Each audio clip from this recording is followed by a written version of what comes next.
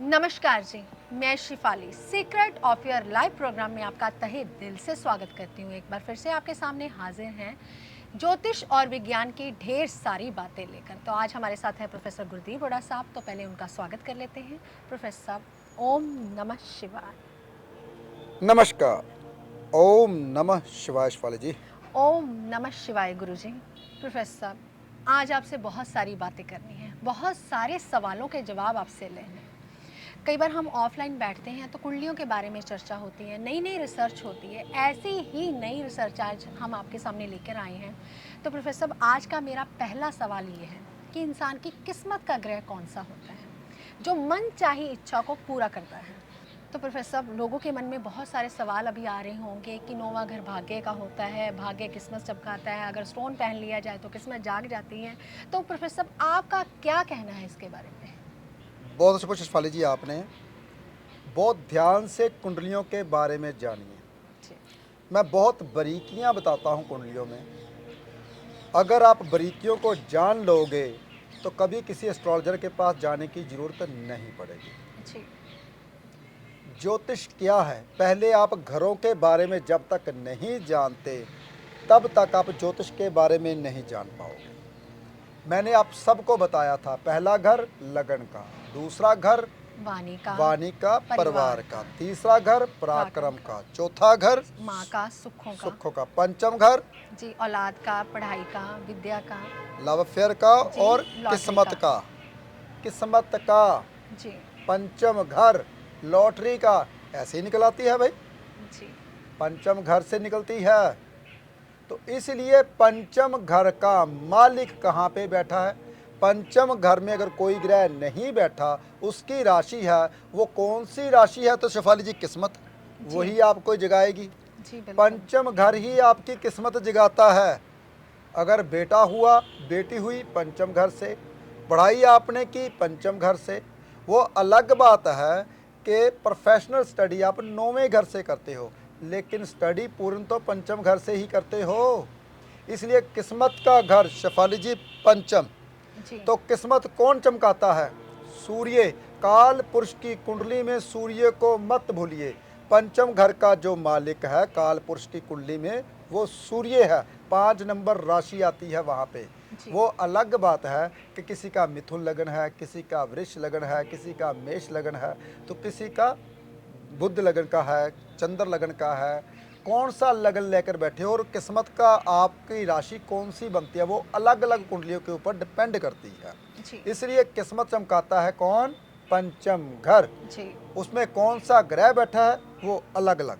पंचम घर में कौन सी राशि बैठी है, ये सब कुछ आपके कुंडली के मुताबिक बनेगा। लेकिन पंचम का पंचम, मैंने अभी भी बताया, पंचम घर किस्मत का होता है, लेकिन पंचम का पंचम भी भाग्य जगाता है। यानी कि भाग्य किससे आता है? नौवें घर के। नौवें घर का जो कहते हैं नौवां घर, वो पंचम घर बनता है। पंचम घर का पंचम घर नौवां घर बनता है। इसलिए कुछ लोग कहते हैं नौवें घर से किस्मत जागती है। किस्मत नहीं जागती, नौवें घर से भाग्य जागता है। जो लॉटरी निकलती है, जो कि आपको अचानक धन देती है, आपको खुशियां देती है, आपका प्यार आपको मिलता है। आपका प्यार, ये नहीं कि प्यार आप जिससे प्यार करते हो, अरे भी बच्चों का प्यार भी आपका पंचम घर से ही मिलता है।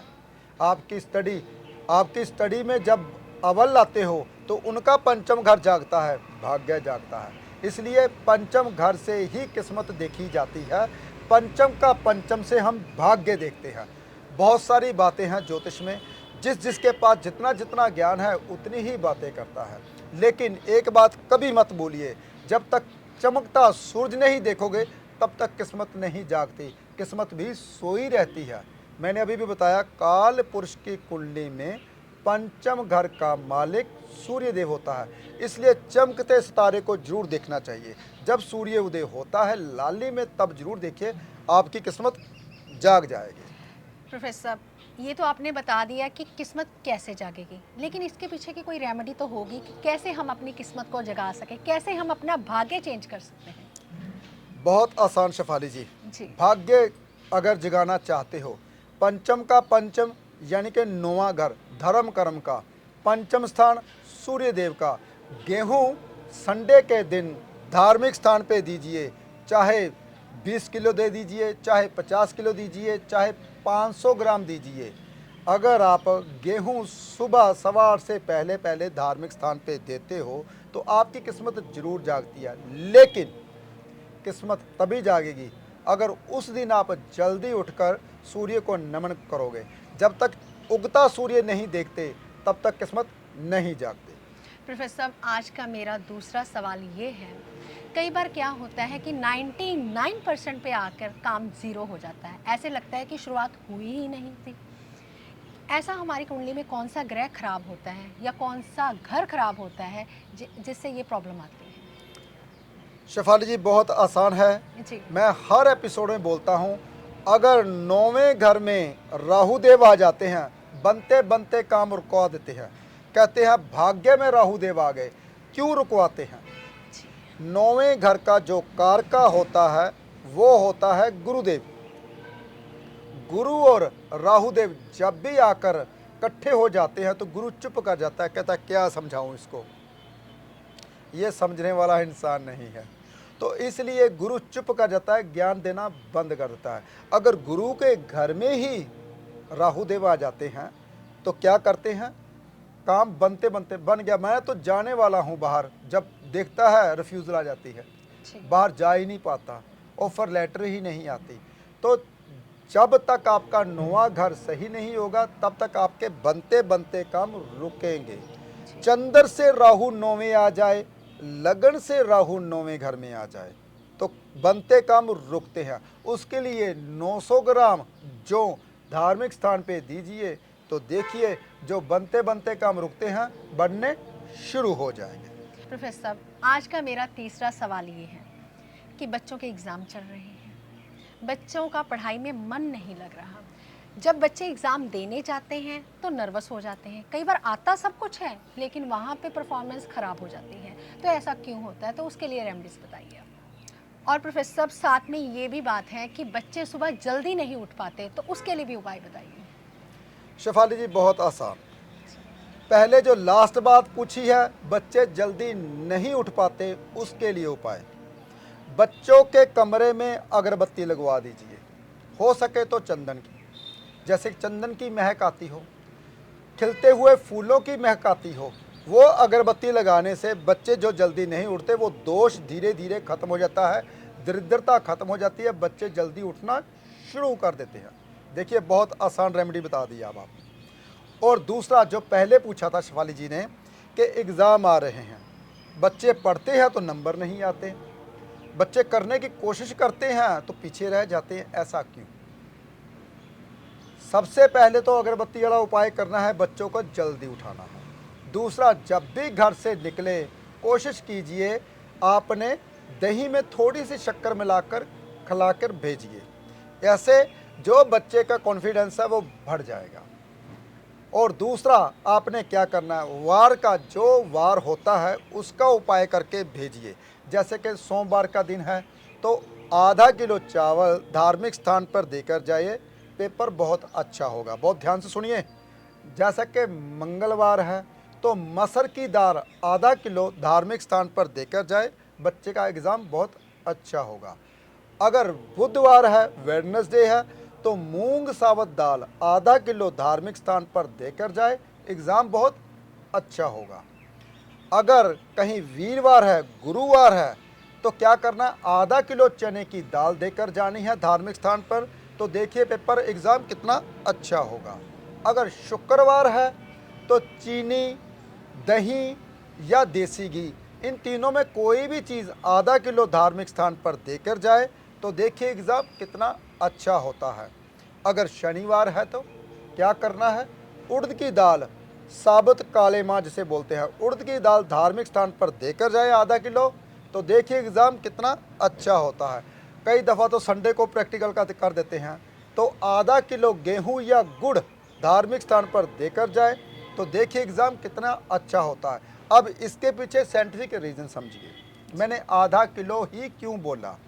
पंचम घर पढ़ाई का होता है, इसलिए 500 ग्राम आधा किलो तभी मैंने बोला। हर बात के पीछे साइंटिफिक रीज़न और तभी देता हूँ मैं जब तक आपको समझ आ जाए कि मैं जो भी उपाय कराता हूँ वो 100% सत्य होते हैं। प्रोफेसर साहब, आज आपने कई माओं का जो है बोझ उतार दिया है, क्योंकि क्या होता है कि ये एग्ज़ाम बच्चों के नहीं होते, मदर्स के ज़्यादा होते हैं। जी। उनको ज़्यादा टेंशन होती है। जी बिल्कुल। प्रोफेसर साहब, आज का मेरा चौथा सवाल ये है कि घर में जो रसोई घर है, जिसे हम किचन भी बोलते हैं, ये किस डायरेक्शन में होना चाहिए? अब कई वास्तुकार भी उठेंगे कि ये नई रिसर्च प्रोफेसर साहब क्यों लेकर आए? क्योंकि जब क्या होता है, जब कभी हम घर में नौकर रख लेते हैं तो वो हम पे हैवी हो जाते हैं, जैसे ही खाना पकाने वाले होते हैं। तो ऐसा क्यों प्रोफेसर साहब, और किस डायरेक्शन में हम किचन बना सकते हैं घर की? ये बहुत अहम मुद्दा है। अगर आपकी माँ या आपकी पत्नी घर में खाना बनाती है रसोई घर में, तो आपकी जो किचन होनी चाहिए वो साउथ ईस्ट में होनी चाहिए। बहुत ध्यान से सुनिए। अगर आपके घर में नौकर खाना बनाते हैं तो आपकी किचन वेस्ट में होनी चाहिए। जितने भी होटल होते हैं, जितने भी ज़्यादातर हम किसी भी रेस्टोरेंट में जाते हैं तो उनकी किचन हमेशा ही वेस्ट में बननी चाहिए। अगर आपके घर में भी खाना आपकी मेड बनाती है, आपके जो नौकर बनाते हैं, आपके कर्मचारी बनाते हैं, तो उनकी जो किचन होनी चाहिए वो वेस्ट में होनी चाहिए, ताकि बहुत वफादारी से भगवान का नाम लेते हुए वो खाना बनाते हैं। अगर साउथ ईस्ट में अगर उनको आप खाना बनाने के लिए दे देते हो तो वो आपके ऊपर हैवी हो जाते हैं, खाना भी इतना अच्छा नहीं बनाते। वो भी खाना अगर बनाएंगे वहाँ पे आपके कर्मचारी अगर साउथ ईस्ट में खाना बनाते हैं तो आपको बीमारियों का सामना करना पड़ सकता है। अगर आपके कर्मचारी वेस्ट में रहते हैं तो वो हमेशा ही वफादार रहते हैं, आपके ऊपर हैवी कभी नहीं होते। अगर अपने कर्मचारी को आप वेस्ट में सुलाते हो तो वो आपके हमेशा ही वफादार बने रहते हैं। अगर साउथ ईस्ट में सुलाते हो तो वो आपके ऊपर हमेशा हैवी रहेंगे।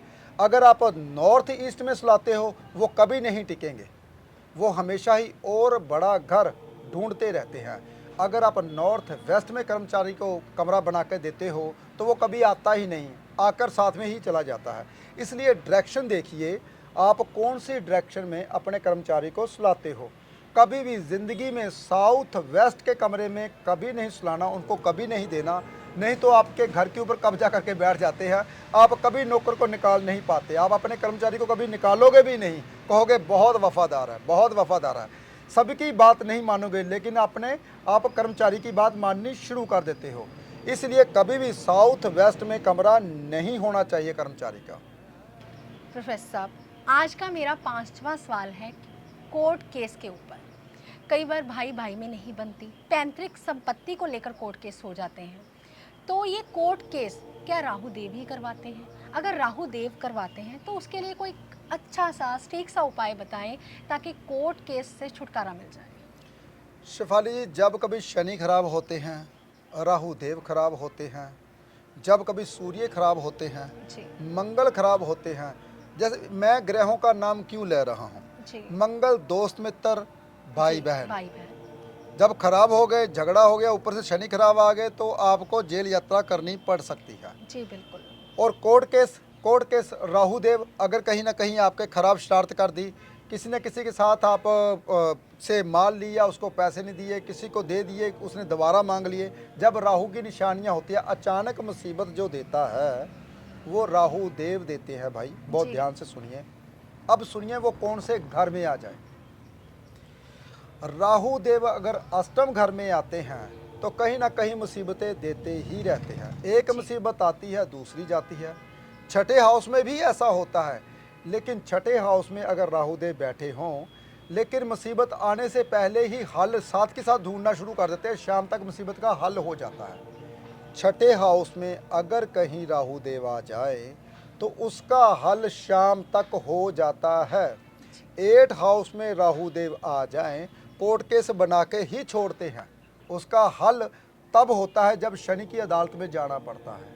तो शनि और राहु को दोनों का उपाय करना चाहिए, क्योंकि राहु देव जब कभी अष्टम घर में बैठते हैं तो उसका कारका शनि देव होते हैं। क्योंकि अष्टम का कारका मैंने बताया था ना, शनि देव होते हैं। तो शनि देव और राहु का उपाय करने के बाद ही कोर्ट केस का छुटकारा मिलता है भाई। तो इसलिए मैं सबको यही बोलता हूँ ज़्यादातर जब कभी राहु देव और शनि देव के वैसे तो उपाय मैंने बहुत देर रखे हैं, लेकिन आपकी कुंडली के मुताबिक देखना पड़ेगा कि अष्टम घर में कौन सी राशि भी पड़ी है, उसका उपाय तो साथ में ही बनता है। इसलिए पहले तो उपाय बहुत ज़्यादा करते थे हम। पोटड़ी बनाते थे, पोटड़ी में क्या करते, काले रंग का कपड़ा बनाते थे, उसमें उड़द की दाल रखते थे, उसमें नारियल रखते, चलते पानी में जल प्रवाहित करते थे। लेकिन आजकल आपकी राशि के मुताबिक देखना पड़ेगा कौन सा ग्रह है, उनको कैसे धार्मिक स्थान पे देना है, उसको कैसे ज़मीन में दबाना है, क्योंकि उपाय हालात के हिसाब से चेंज करने पड़ते हैं।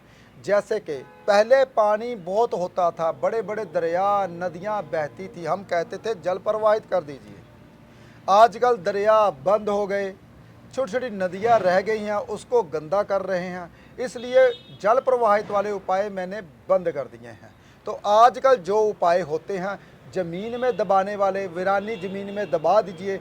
ज़मीन एक ऐसी चीज़ है जो हर चीज़ को ख़त्म कर देती है। वीरानी ज़मीन यानी कि मिट्टी हर चीज़ को खा जाती है, चाहे लोहा भी दबा दीजिए, लोहा भी ख़त्म हो जाएगा। इसलिए अगर आपको उपाय देखना पड़ेगा कौन सा बनता है, आपका उपाय धार्मिक स्थान का बनता है या आपका उपाय मिट्टी का बनता है या आपका उपाय रिश्तेदारों के यहाँ चीज़ देने का बनता है, वो आपकी कुंडली के मुताबिक। लेकिन फिर भी मोटा मोटा बता देता हूँ, मैंने वैसे पहले भी बता रखा है। 800 ग्राम उड़द की दाल लीजिए, साथ में एक नारियल लीजिए और साथ में 27 बादाम लीजिए, धार्मिक स्थान पर चढ़ा के आइए तीनों चीज़ें, तो देखिए आपका जो कोर्ट केस था धीरे धीरे ख़त्म होना शुरू हो जाएगा। प्रोफेसर साहब, कई लोग क्या करते हैं, कई एस्ट्रोलॉजर या पंडित हम बोल देते हैं कि जाओ आप बगलामुखी पर हवन करवा दो क्योंकि दुश्मनों का नाश का होता है। क्या ऐसा कुछ करवाना चाहिए या नहीं? हवन यज्ञ तभी करवाना चाहिए अगर आपकी कुंडली में लिखा है।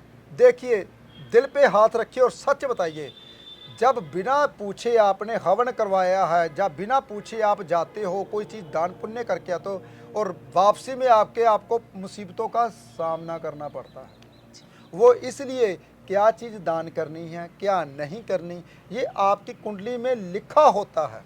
तो लेकिन आप अपनी कुंडली के मुताबिक नहीं, जैसे कि शेफाली जी क्या है, देवता, और मैं क्या हूँ, राक्षस, यानी कि मेरी राशि राक्षसों वाली है, जो शेफाली जी की राशि है देवताओं वाली है। देखिए, बहुत ध्यान सुनने वाली बात है। अगर ये चीज़ अपनी देवताओं की चीज़ देवताओं को दान करेगी तो उतना, क्योंकि जो इनको ग्रह बेनिफिट कर रहे थे उनका ये दान पुण्य करना शुरू कर दिया, तो इनको क्या होगा, नुकसान।